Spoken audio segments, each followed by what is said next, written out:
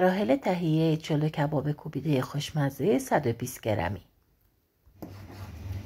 گوشت سردست گوساله و گوشت قلبه‌گاه گوسفند خورد میکنیم و با هم مخلوطشون میکنیم.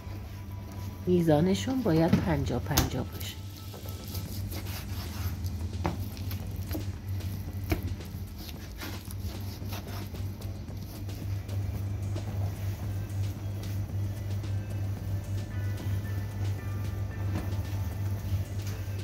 مرحله اول اون رو نخودی چرخ میکنیم.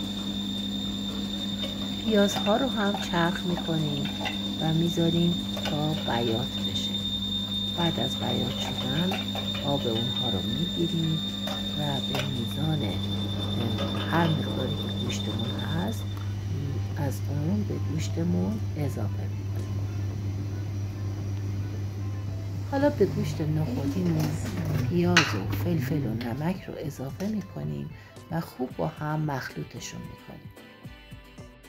و مجدد برای بار دوم همه رو داخل چرخ گوشت میریزیم و با دنده ریز چرخشون میکنیم.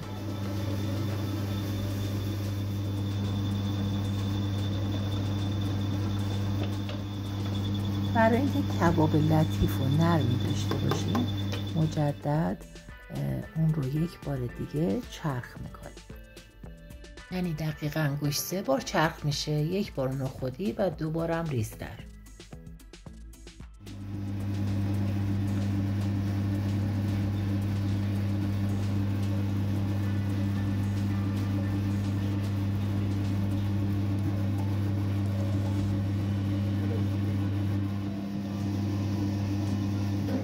بعد هم به اندازه 120 گرم از گوشت کبابی رو برمی داریم و دستمون رو یکم نمدار میکنیم و به سیخ میکشیم. مرتب دستمون رو نمدار میکنیم و گوشت رو به سیخ تقریبا میچسبونیم و به حالت انگشتی به روش فرم میدیم. خب حالا همه کبابمون رو به سیخ کشیدیم و آماده است که بره روی آتیش. روی آتیش باید ابتدا شعله زغالمون زیاد باشه و تا اینکه گوشت به سیخ بچسبه.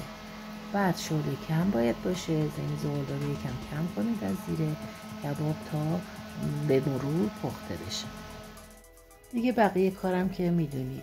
برنجا رو میکشیم داخل ظرف، گوجه، کره و کباب خورم از سیخ بیرون میکشیم و داخل هر ظرف میگذاریم.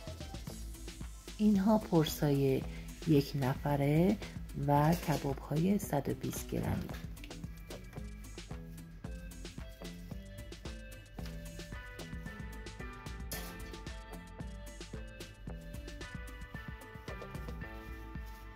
بعد هم روی اونها رو پلوی زعفرون نمیدیم.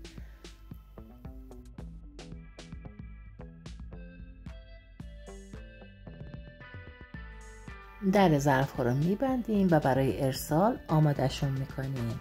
امیدوارم این ویدیو مورد پسندتون واقع شده باشه.